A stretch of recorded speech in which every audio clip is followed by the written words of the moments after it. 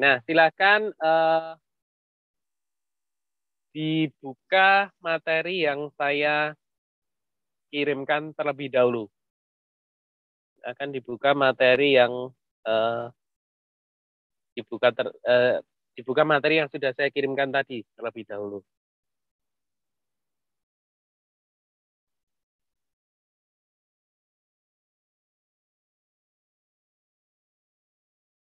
Sudah?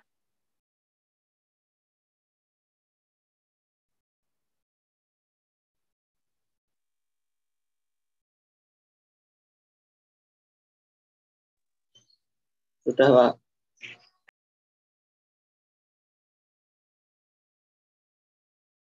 Oke. Nah, hari ini kita akan membahas terkait dengan materi penulisan singkatan, akronim, dan lambang bilangan.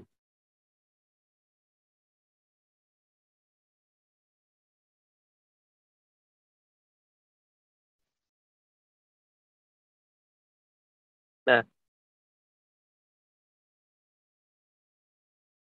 akronim berupa gabungan dari suku kata atau huruf dari deret kata yang diperlakukan sebagai kata. Merupakan bentuk kata atau bisa juga rangkaian kata yang telah dipendekkan. Nah, jadi singkatan dan akronim itu sebenarnya berbeda. Singkatan dan akronim itu berbeda. Perbedaan mendasar antara singkatan dengan akronim itu terletak pada perlakuannya. Pada perlakuannya. Yang pertama terletak pada perlakuannya. Maksudnya bagaimana? Maksudnya begini, yang namanya singkatan itu selalu dibaca huruf per huruf. Jadi membacanya huruf per huruf. Contohnya STTN. Nah, STTN. Ini adalah salah satu bentuk atau salah satu contoh bentuk dari singkatan. Sedangkan akronim itu gabungan dari suku kata, huruf awal atau huruf dari deret kata yang diperlakukan sebagai kata. Nah, kalau singkatan tadi STTN itu disebutnya singkatan, sedangkan akronim itu dibacanya itu menjadi sebuah kata. Jadi perlakuannya berbeda. Kalau singkatan diperlakukan seperti membacanya huruf per huruf, STTN, sedangkan akronim itu perlakuannya dibaca menjadi sebuah kata. Contoh, batan. Jadi antara STT jenisnya. Kalau STTN itu disebutnya sebagai singkatan karena dibacanya huruf per huruf, sedangkan batan itu dibacanya atau disebutnya sebagai akronim karena dibacanya menjadi sebuah kata. Itu yang pertama. Jadi dilihat dari perlakuan membacanya ya. Kalau singkatan dibacanya huruf per huruf, kalau akronim dibacanya menjadi. Kemudian perbedaan yang kedua, kalau singkatan itu biasanya kependekan dari huruf masing-masing awal kata. Huruf dari masing-masing awal kata, STTN. Kemudian KTP, DPR misalnya. Jadi diambil dari huruf awal masing-masing katanya. Sedangkan akronim itu bisa berupa huruf dari awal masing-masing kata, pertama, bisa berupa huruf dari awal masing-masing kata, atau bisa gabungan suku kata dari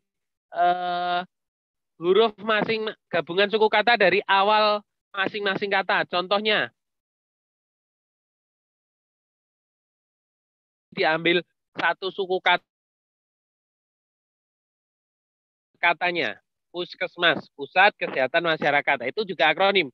Atau bisa dari gabungan deret huruf yang diperlakukan menjadi kata. Contoh, batan. Nah, batan itu kan gabungan dari huruf deretnya, badan tenaga panuklir ya. Nah, misalnya seperti itu. Jadi kalau singkatan itu kebanyakan hanya terdiri dari gabungan huruf awal masing-masing katanya KTP, DPR, PBB, ITB misalnya, UGM. Nah, itu singkatan semua. Tapi kalau akronim bisa berupa gabungan hurufnya Batan, IPA, suku katanya tadi puskesmas, pemilu misalnya seperti itu. Nah, itu perbedaan dari singkatan dan akronim. Jadi kalau selama ini ada yang menyampur adukan antara singkatan dan akronim itu sama, sebenarnya itu adalah hal yang salah. Karena singkatan dan akronim itu berbeda. Singkatan dan akronim itu berbeda. Jadi perbedaannya di situ tadi. Makanya kalian harus bisa memilah apakah itu diperlakukan sebagai kata atau nanti perlakuannya dibacanya huruf per huruf. Itu yang membedakannya. Nah, ini pengertian singkatan dan akronim. Nah, kemudian yang berikutnya adalah macam-macam akronim. Jadi akronim itu ada berbagai jenis. Yang pertama adalah berupa nama diri, perintah atau nama dokumen resmi. Nah, untuk akronim yang berupa nama diri, organisasi, lembaga pemerintah atau nama dokumen resmi yang berupa gabungan suku kata atau gabungan huruf dan suku kata dari deret kedua, cara penulisannya ditulis menggunakan huruf kapital. Contohnya seperti itu. Posyandu, Harkit, tulisannya nanti ditulis menggunakan diawali dengan huruf kapital. Jadi misalnya kalian menulis sebuah kalimat, di dalam kalimat itu ada Hardiknas. Beberapa hari lagi kita akan memperingati Hardiknas. Nah, nanti pada kata Hardiknasnya itu harus diawali dengan huruf kapital. Meskipun kata Hardiknas ini atau akronim Hardiknas ini tidak terletak pada awal kalimat. Jadi, organisasi, lembaga pemerintah atau nama dokumen resmi yang berupa gabungan suku kata atau gabungan huruf dan suku kata dari deret kedua itu ditulis diawali dengan menggunakan huruf kapital dimanapun letaknya. Contohnya Hardiknas tadi. Itu yang pertama. Yang kedua, akronim yang berupa gabungan huruf dari deret kata dengan ditulis menggunakan huruf kapital. Contoh SIM. SIM ini akronim loh ya, bukan singkatan. Karena kita membacanya tidak SIM, tapi membacanya menjadi sebuah kata SIM. IPA juga begitu. IPA ini beda dengan IPS. Kalau IPS itu singkatan, kalau IPA nanti masuknya akronim. Karena yang IPA itu dibacanya menjadi sebuah kata IPA, bukan IPA. Tapi gitu. ABRI juga begitu. Jadi tidak dibaca ABRI, tapi ABRI menjadi sebuah kata. Maka ini juga disebut sebagai akronim. Nah, cara penulisannya itu sama dengan singkatan. Jadi kalau singkatan itu kan kalau yang berupa gabungan huruf awal katanya nanti pasti ditulisnya menggunakan huruf kapital semua. Nah, akronim juga begitu. Akronim ini juga begitu. Ditulis IPA, ABRI, nah itu harus ditulis menggunakan huruf kapital semua dimanapun letak, baik di awal, di tengah, maupun di akhir dalam kalimat. Kemudian yang berikutnya akronim yang bukan nama diri. Jadi kalau yang tadi adalah nama diri, kalau yang kedua ini yang bukan nama diri, yang berupa gabungan huruf, suku kata maupun huruf dari suku kata ditulis menggunakan huruf kecil. Contohnya ormas, raker, rudal. Jadi kalau ada akronim yang berupa gabungan huruf, suku kata ataupun huruf dengan suku kata dari deret kata itu yang bukan merupakan nama diri, itu tidak perlu diawali dengan huruf kapital. Contohnya, raker. Jadi kalau kita membuat kalimat dengan kata raker, misalnya tidak menggunakan huruf kapital apabila tidak di awal kalimat ya. Misalnya,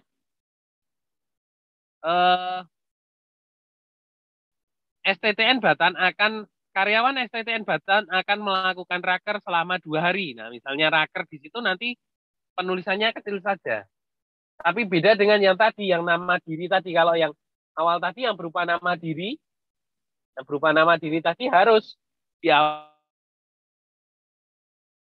Yang bukan nama diri, maka tidak perlu ditulis menggunakan huruf kapital. Nah, ini aturan penulisan akronim. Kemudian yang kedua adalah singkatan. Nah, yang pertama adalah singkatan nama orang, pangkat, gelar, jabatan, atau sapaan diikuti dengan tanda titik. Jadi kalau ada gelar singkatan nama orang, pangkat, kemudian gelar, atau jabatan, atau sapaan, itu contohnya SS, SST, SPD, SH, maka itu harus diakhiri dengan tanda titik. Kemudian yang kedua, singkatan umum yang terdiri atas 3 huruf atau lebih disertai dengan 1 tanda titik saja.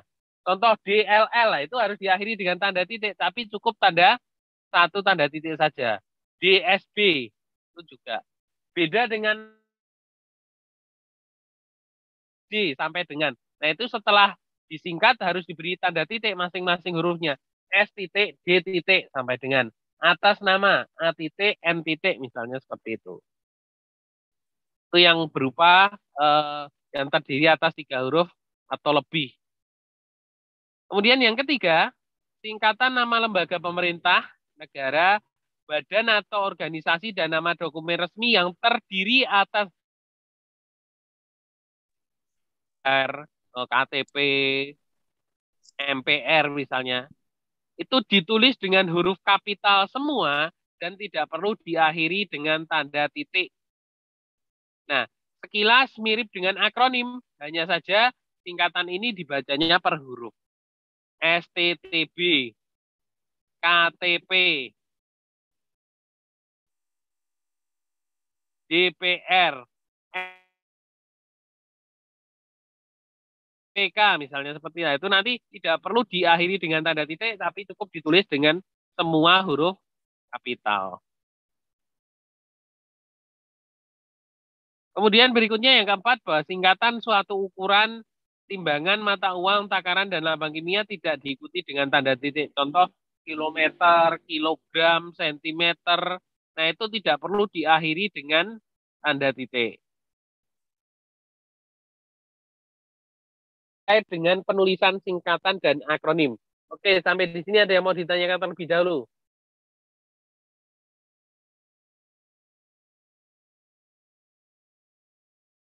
Ada yang mau ditanyakan terkait dengan penulisan singkatan atau akronim?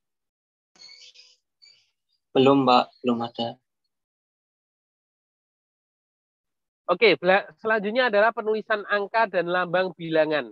Nah, ini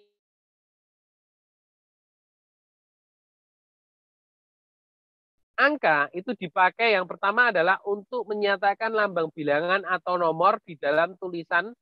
Lazim digunakan angka Arab atau angka Romawi. Jadi kalau yang selama ini kita gunakan ya itu sebutnya angka Arab ya, bukan huruf Arab tapi angka Arab 0, 1, 2, 3 itu. Bisa kalian lihat seperti di slide itu. Kemudian ada juga angka Romawi yang ada V, itu adalah angka Romawi. Kemudian yang kedua, angka digunakan untuk menyatakan hal-hal berikut. Yang pertama, menyatakan ukuran, panjang, berat, luas, dan isi. Kemudian yang kedua, menyatakan satuan ukuran. Yang ketiga, menyatakan nilai uang. Dan yang keempat, menyatakan kuantitas. Nah, contohnya seperti di bawah itu. Ada di slide itu. Yang menyatakan 0,5 cm, 4 meter, 2 kilogram. Nah, itu tidak perlu ditulis dengan tanda titik. Kecuali nanti kalau sebagai pengakhir kalimat ya, panjangnya penggaris itu 20 cm misalnya, itu kan harus tanda titik karena di akhir kalimat. Tapi secara tidak langsung tidak perlu diberi tanda titik. Kemudian yang berikutnya, nomor rumah, apartemen, atau kamar pada alamat. Ini jelas ya. Kalau kita nulis alamat, pasti ada nomornya. Harusnya sampai nomornya, biar nggak bingung.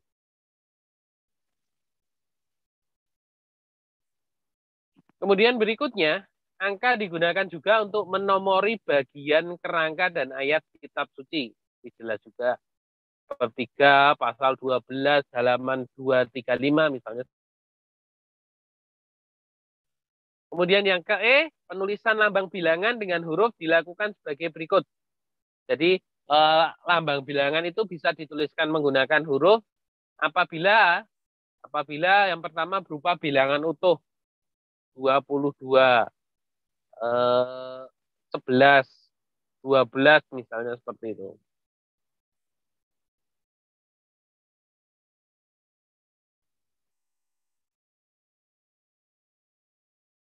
Yang berupa bilangan pecahan itu bisa ditulis dengan huruf setengah, sepertiga itu boleh, tidak harus 1/3 tapi bisa ditulis menggunakan huruf.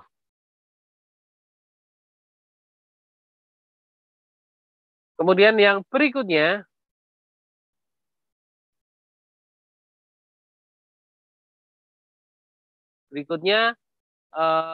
penulisan lambang bilangan tingkat cara berikut. Misalnya, kalau Sri Sultan HB10, nah itu kalau yang pakai huruf Romawi atau angka Romawi, maka tidak perlu diberi ke. Sri Sultan HB ke-10 itu nggak perlu pakai ke. Kalau 10-nya dilambangkan dengan X dalam angka Romawi. Tapi kalau misalnya ditulisnya menggunakan angka Arab, misalnya usianya telah ke, kemudian diikuti angka yang atau lambang bilangan yang berupa angka Arab, maka harus diberi ke.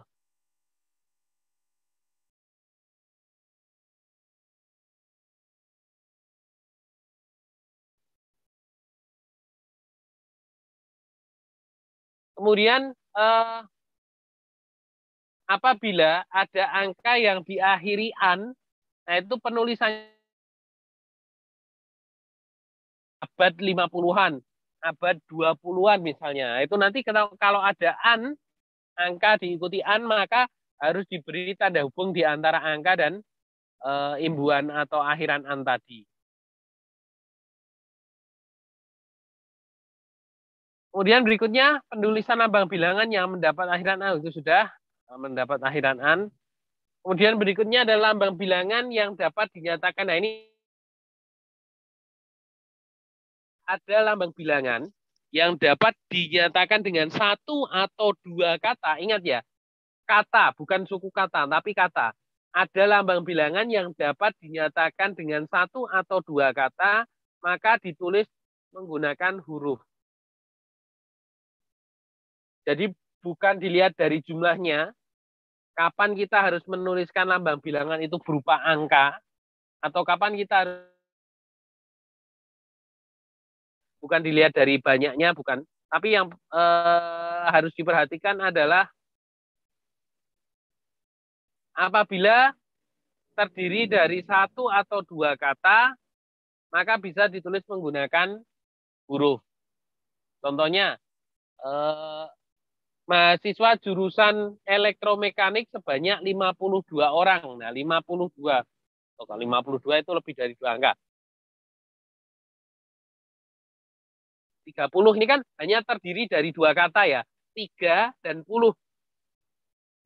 Hanya terdiri dari dua kata yaitu 3 dan 10. Maka nanti penulisannya bisa menggunakan huruf.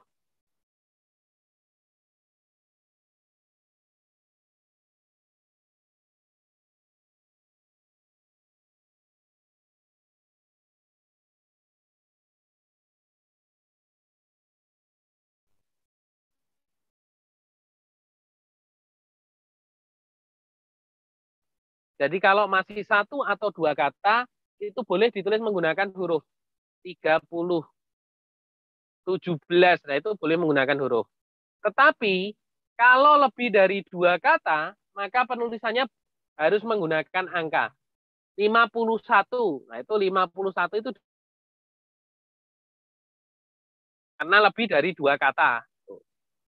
37, 22, 25 itu kan lebih dari dua kata semua. 51 tiga kata, 27 itu juga tiga kata. Tapi beda dengan misalnya 105. Nah, 105 itu kan hanya terdiri dari dua kata, 100 dan 5. Maka penulisannya harus menggunakan huruf. Tetapi kalau tulisannya menggunakan angka.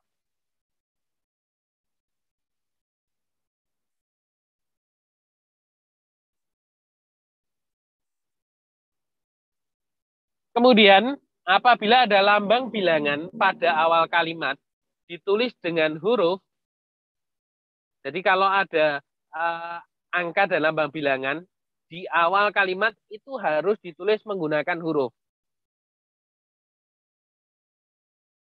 Aturannya agak bertentangan dengan yang aturan tadi. Kalau padahal aturan sebelumnya kalau terdiri dari satu dua kata boleh ditulis menggunakan huruf. Tetapi kalau yang lebih dari dua kata kan harus ditulis menggunakan angka. Kemudian ada muncul aturan baru bahwa setiap awal kalimat itu harus ditulis dengan huruf. Nah, ini kan bertentangan. Seandainya soalnya misalnya seperti itu. 62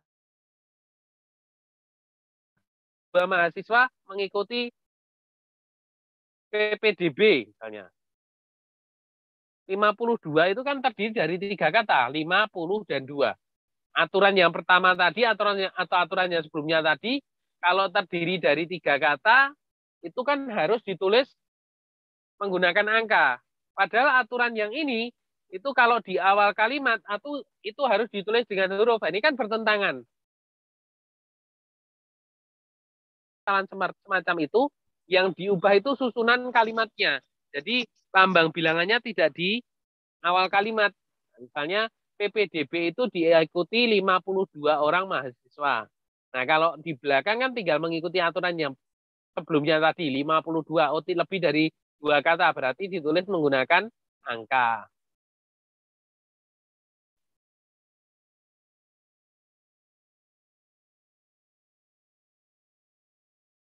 Atau besar dapat dieja sebagian supaya lebih mudah dibaca. Nah, itu contohnya mendapatkan bonus 20 juta rupiah dari perusahaan. 10 juta itu bisa dipecah nanti. 20 sendiri, jutanya sendiri. Penulisannya begitu. Kemudian bilangan tidak perlu ditulis dengan angka dan huruf sekaligus dalam teks. Jadi kalau kalian nanti menulis kalimat bilangannya, itu sebenarnya tidak perlu ditulis dua-duanya. Ditulis dengan angka, kemudian diberi tanda kurung, ditulis dengan huruf keterangan tambahannya. Itu tidak perlu seperti itu. Contoh, teman saya berjumlah 20 orang. Nah, itu tidak perlu ditulis teman saya berjumlah 20 dalam kurung 20 orang. Nah, itu nggak perlu seperti itu. Jadi tinggal dipilih salah satu sesuai dengan aturan yang berlaku tadi. Kemudian jika bilangan dilambangkan dengan angka dan huruf, penulisannya harus tepat. Biasanya dalam penulisan nota atau resi, yaitu kan kadang-kadang ada angka dan huruf yang dilakukan sekaligus. Nah, itu terkait dengan aturan penulisan singkatan, akronim, dan angka. Silakan kalau ada yang mau ditanyakan terkait penulisan angka, singkatan, dan lambang bilangan.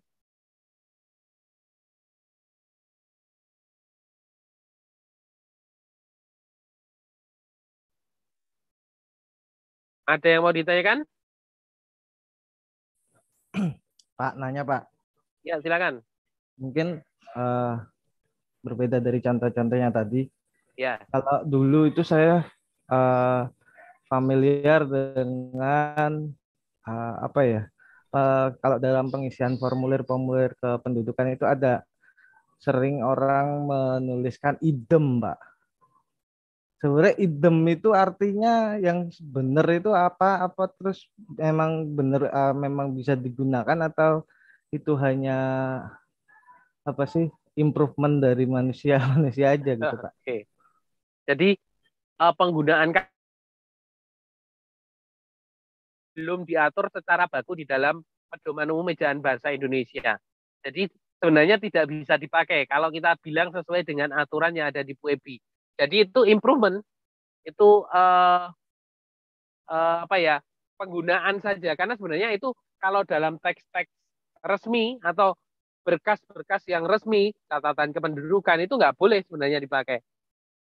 Ya harus ditulis. Kalau idem itu kan maksudnya sama dengan atasnya kan gitu. Biasanya orang menyebutnya seperti itu. Tapi kalau untuk berkas-berkas yang sifatnya formal sebenarnya belum bisa dipakai karena belum dibakukan. Beda nanti misalnya ketika dalam kongres bahasa kemudian diakui sebagai itu bentuk yang baku formal bisa, tapi sampai saat ini belum. Sampai saat ini belum dibakukan. Jadi sebenarnya itu hanya bentuk improvement saja dari manusia. Pengembangan manusia saja. Baku itu belum boleh diberlakukan, boleh belum digunakan. Gitu, Mas. Oke, Pak. Terima kasih, Pak. Oke, ada yang lain? Yang mau bertanya silakan. Terkait dengan penulisan singkatan, akronim, angka, dan lambang bilangan.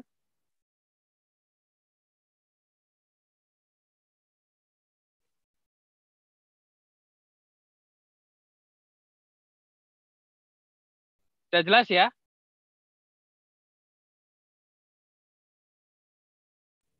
Jelas, Pak. Oke, kalau jelas, nah itu materi terkait dengan eh, penulisan singkatan, akronim, dan lambang bilangan. Jadi setelah ini ya kalian harus bisa mengaplikasikannya. Setelah tahu, oh ternyata kapan saya harus menggunakan huruf, kapan harus menggunakan angka, itu ada aturannya. Tidak boleh seenak saya sendiri. Kemudian akronim itu harus ditulis diawali dengan huruf kapital atau tidak. Nah, itu juga semua sudah ada aturan sesuai yang saya jelaskan tadi.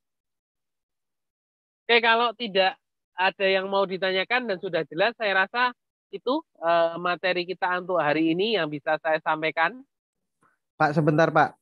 Oke, oke, silakan. eh yang ada satu pertanyaan lagi. Kapan kita boleh menggunakan singkatan, kapan tidak? Contoh ya yang bersangkutan misalnya. Kita tuliskan sebagai YBS atau eh ya seperti itu, Pak. Oke, jadi kalau untuk singkatan seperti itu ada yang sudah dibakukan. Contoh DLL, DSB, YBS, D, sampai dengan atas nama. Itu sudah dibakukan. Itu boleh digunakan dalam penulisan ilmiah, Mas. Boleh. Tetapi untuk singkatan-singkatan yang kita buat sendiri, misalnya yang ditulis YG, untuk ditulis UTK misalnya. Nah itu nggak boleh, karena itu belum diakui secara baku. Jadi kalau dalam penulisan formal, penulisan ilmiah, singkatan-singkatan yang belum lazim atau yang belum. Tapi kalau dalam penulisan non ilmiah, penggunaannya dalam penulisan sehari-hari misalnya, kalian membuat catatan atau ringkasan untuk diri kalian sendiri ya nggak masalah. Tapi konteksnya kalau nanti digunakan dalam penulisan ilmiah, singkatan yang boleh digunakan itu adalah singkatan yang sudah dibakukan, singkatan yang lazim. YG itu belum, UTK itu belum, terhadap diganti TH dan lain-lain dan sebagainya dan seterusnya, atas nama, kemudian sampai dengan itu kan sudah lazim dan sudah dibakukan, itu boleh digunakan dalam penulisan ilmiah. Begitu. Berarti dalam penulisan ilmiah itu dibenarkan kita menyingkat kata-kata seperti tersebut, Oh, kalau tersebut nggak YBS. boleh. Nggak Oh, boleh. nggak boleh, Pak. Yang dibakukan tuh baru beberapa kok. DLL, DST, kemudian atas nama, kemudian sampai dengan, dan seterusnya, dan sebagainya, dan lain-lain itu hanya itu. Jadi Oh, jalan benar. misalnya disikat DLN itu juga nggak boleh. Oke, oke, Pak. Tetap harus melihat itu ya, Pak ya. Aturannya itu ya, Pak ya. Ada lagi? Ya mau bertanya? Belum saya akhiri.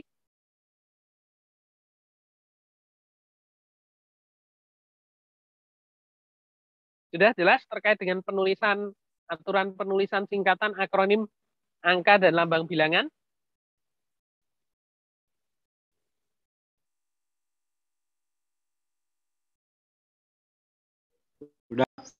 Jelas, Pak. Oke, kalau sudah saya rasa cukup. Itu yang bisa saya sampaikan hari ini. Kita ketemu, ini pertemuan keberapa ya? Saya itu tadi mau ngisi portal, soalnya nggak bisa saya buka portalnya. Pak, ini udah dari kemarin kayaknya Don, Pak. Oh gitu ya. Kita Eh, pertemuan keberapa sih hari ini? 7 apa 6 ya?